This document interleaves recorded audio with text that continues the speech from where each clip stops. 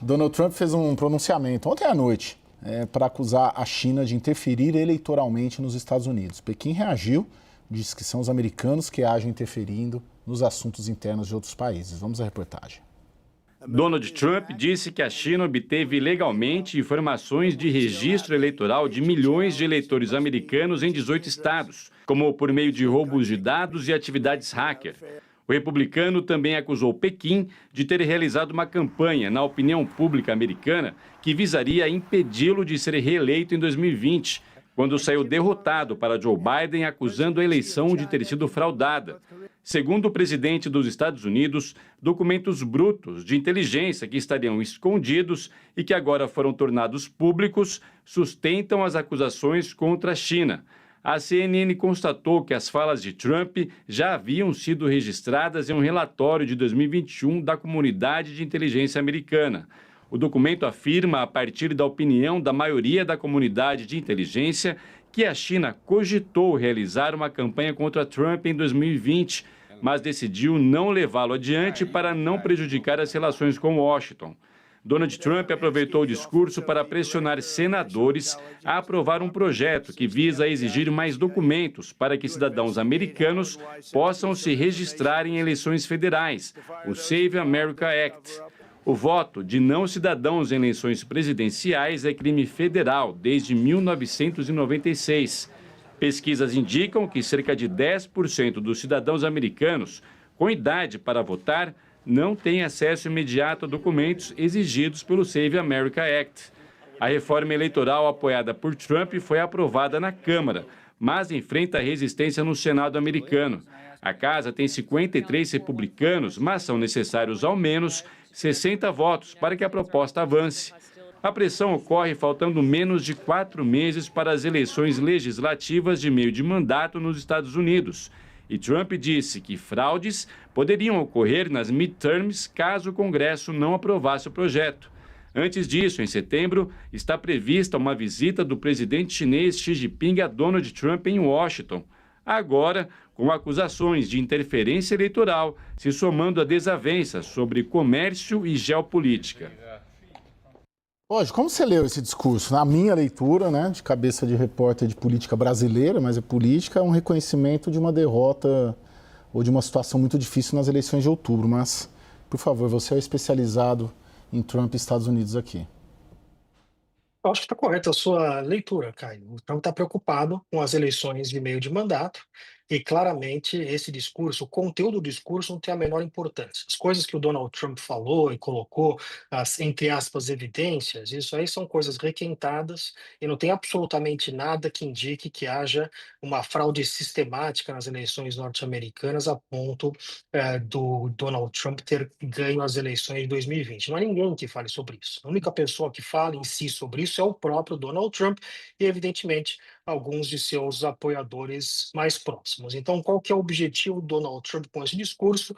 É preparar, para mim está muito claro, ele quer preparar o terreno político e jurídico para uma interferência nas eleições de meio de mandato. O que está circulando entre os meios trumpistas já há muito tempo é a ideia de chamar uma lei de emergência nacional dos anos 70, dizer que, por exemplo, temos, portanto, uma interferência estrangeira, isso justifica uma lei de emergência. Donald Trump gosta muito de usar leis de emergência, porque isso dá poder ao executivo, que é a forma que ele enxerga o poder, e unifica muito o poder dentro do executivo, e, portanto, ao promulgar essa lei, daria instrumentos jurídicos legais para que o Donald Trump pudesse influenciar nas eleições de meio de mandato. Está claro, não há dúvida nenhuma, que o Donald Trump ele tem o modelo húngaro em mente. Ele não quer dar um golpe clássico nos Estados Unidos, não precisa disso, mas é um processo gradual de erosão das instituições democráticas, de utilização de meios legais para sabotar o processo eleitoral, para conseguir permanecer no poder. É o modelo húngaro que o Donald Trump está aplicando nos Estados Unidos, e este discurso que o Donald Trump fez ontem é mais uma peça numa série de ações que ele já vem fazendo nesse sentido, que indica uma eleição de meio de mandato que vai ser daquelas das mais delicadas da história dos Estados Unidos. Urival, e Estados Unidos reagiriam como a isso? Pois é, essa é uma pergunta difícil, porque os Estados Unidos são um país muito diverso, né? Assim, então, acho que a questão é como as instituições americanas reagirão, né? E você tem ali uma Suprema Corte que tem 9 membros, dos quais 6 são conservadores, dos quais 3 foram nomeados pelo Trump.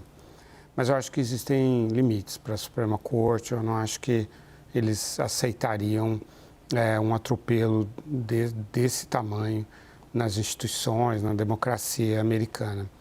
E, de fato, o Trump, ele é um apoiador e um admirador do Viktor Orbán, da Hungria, do Recep Tayyip Erdogan, reafirmou isso agora na cúpula da OTAN, que foi em Ankara, e do próprio Vladimir Putin. 3 figuras que fizeram, e aliás o Xi Jinping também, embora a China já não era uma democracia, mas o Xi Jinping também eliminou os limites de mandatos que o Deng Xiaoping tinha colocado, de 2 mandatos de 5 anos. Então, assim, o Trump admira homens fortes que fazem esses atropelos institucionais. Assim. Ele gosta, ele inveja esse tipo de poderes ilimitados que essas e outras figuras detêm. E, além de preparar esse ambiente informacional, ele também está fazendo isso para tentar passar exatamente essa lei que dificulta o voto dos mais pobres, né? As pessoas que que têm que trabalhar na terça-feira, que é o dia da eleição, e então votam pelo correio. Pessoas que não têm um documento federal, um documento de identificação federal, que é mais difícil de obter. E essas pessoas são as pessoas mais pobres e que são as mais castigadas pelo alto custo de vida que o Trump não conseguiu resolver e que só agravou com as tarifas e com a guerra no Irã. Então, essas pessoas têm renda mais baixa, para elas o alto custo do combustível, da moradia e dos alimentos pesa muito mais na receita familiar delas do que a classe média e classe alta. Então, são essas pessoas que o Trump quer que não possam votar no dia 3 de novembro. Como uma fala dessa, professor, um discurso como que ele fez ontem, cai na China? Eu estava pensando na história toda e justamente entendendo que eu não acredito que o Trump vá querer fazer um golpe ou coisa parecida. Até porque ele já descobriu alguns limites legais que existem. A própria Suprema Corte apoia de uma maneira e do outro lado retrai.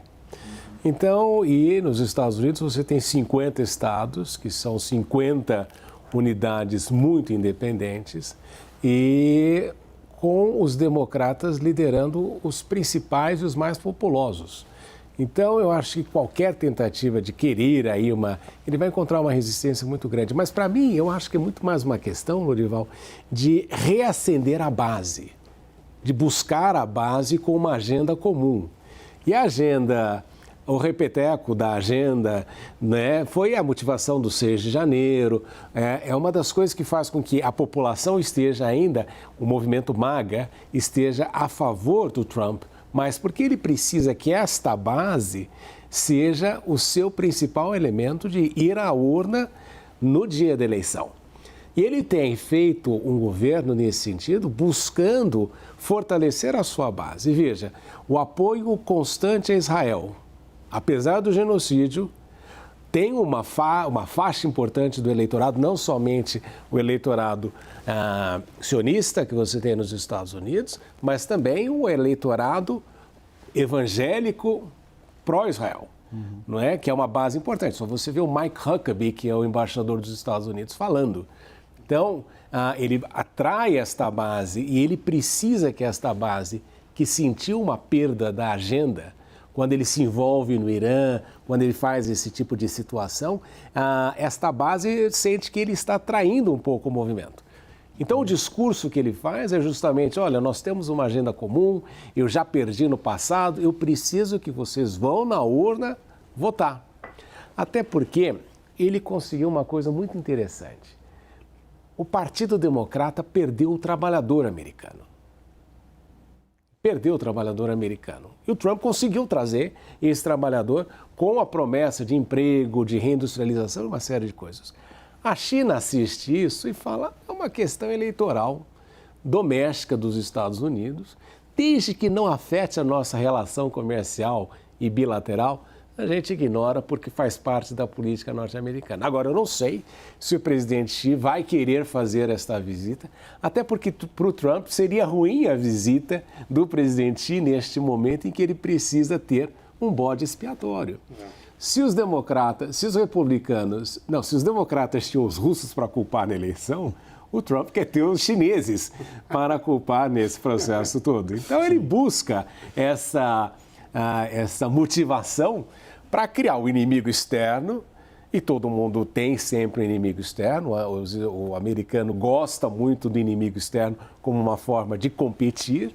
Eu acho que ele faz isso, né? E ele faz isso de uma maneira muito interessante, porque é um cara de mídia e que conseguiu, imagina, ele conseguiu com uma eleição, apesar de sempre perder na questão do voto popular, mas ele conseguiu um milagre eleitoral, né? Porque todo mundo achava que depois da eleição que ele perdeu, que ele seria aí mais ou menos extirpado do cenário político norte-americano, o que não aconteceu.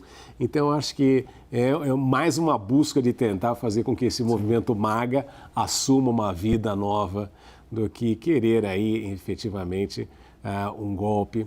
Pode ser, né? Mas eu não acredito que o Trump vai querer, até porque, lembra que ele vivia falando do terceiro mandato, que ia já, e depois parou o assunto, aí de vez em quando ele volta com o assunto. O que importa é que ele quer estar na mídia. Sim. Hoje é o Canadá, Brasil, Rússia, todo dia esse cidadão octogenário quer estar na mídia. Eu descobri uma coisa, eu tenho falado, comento muito com os meus alunos, a melhor coisa que você pode fazer com um cidadão octogenário é aposentá-lo e dizer, vai cuidar dos netos, vai cuidar da família, não vai fazer política que você vai atrapalhar muita coisa. Pógio, sendo ou não bravata, né? Acho que o professor sugere mais uma relativização, mais um olhar da tentativa de galvanizar a base conservadora. De qualquer modo, impacta na relação com a China, essas declarações? Aqui vai ser interessante saber, veja, ele fez um discurso inteiro dizendo que a China está influenciando as eleições americanas e que a China seria um dos agentes externos responsáveis pela derrota que seria manipulada dele em 2020. Veja que vocês estavam discutindo aí nos primeiros blocos que por muito menos ele coloca tarifa no Brasil, ele faz uma série de acusações ao governo brasileiro. Vai ser muito interessante saber que tipo de ações, portanto, ele pretende tomar contra a China.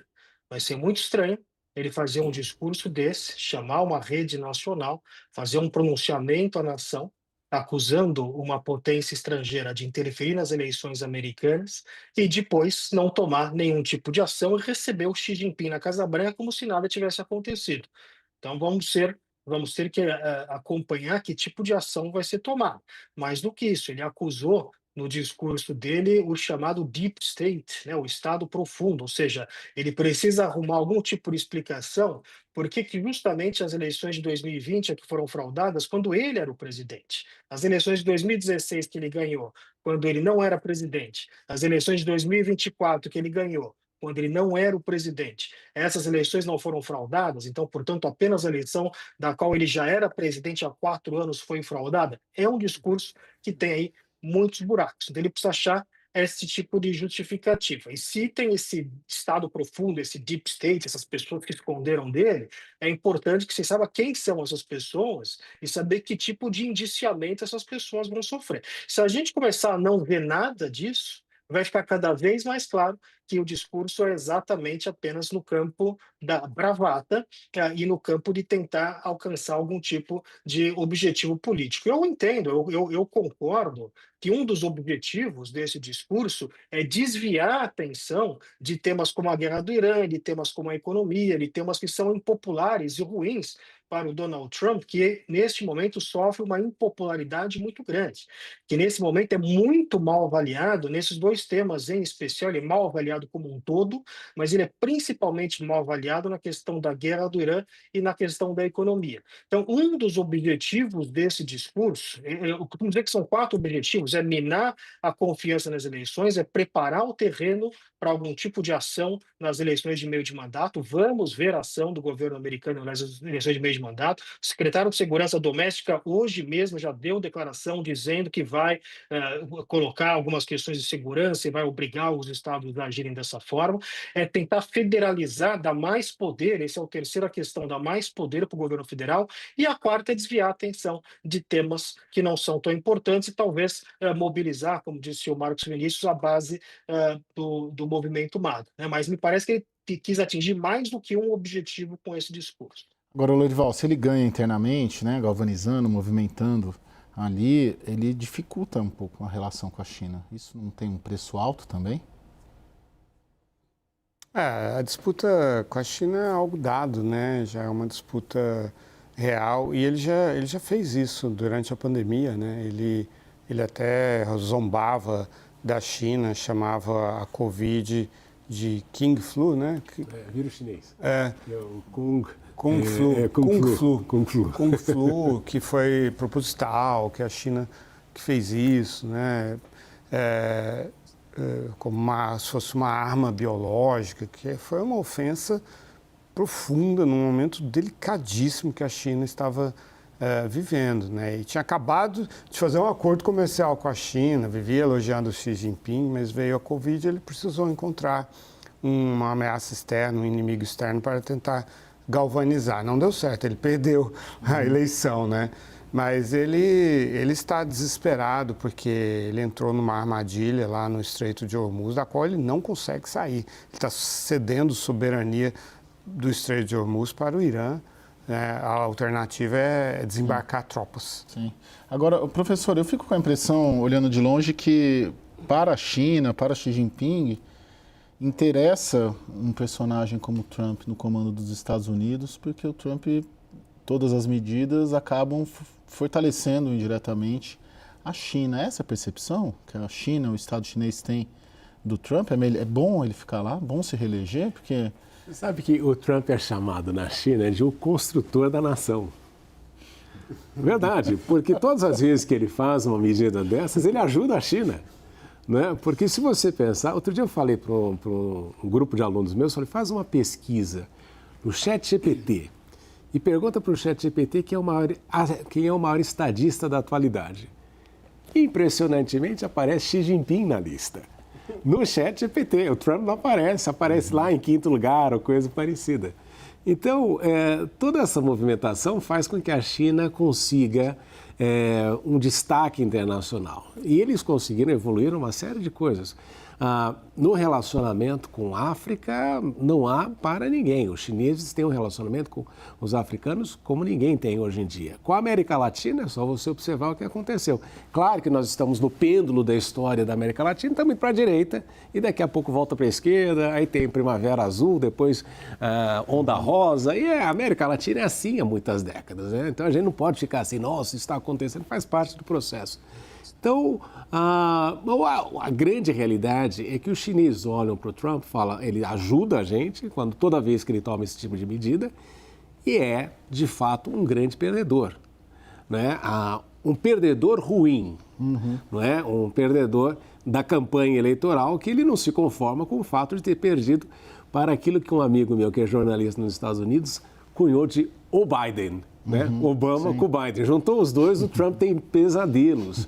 Né? E ele tem uma preocupação justamente dessa questão, porque hoje em dia, e o Carlos pode falar muito isso, o Obama, que foi um presidente muito ruim nos Estados Unidos em matéria de resultados efetivos, ele hoje em dia é tido como grande estadista e você vê isso na mídia, a restauração do Obama graças ao Donald Trump.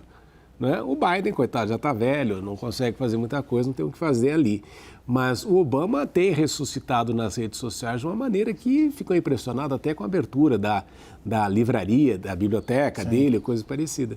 Então, os chineses olham para o presidente Obama como um encerrar grande a profissão. construtor. Sim.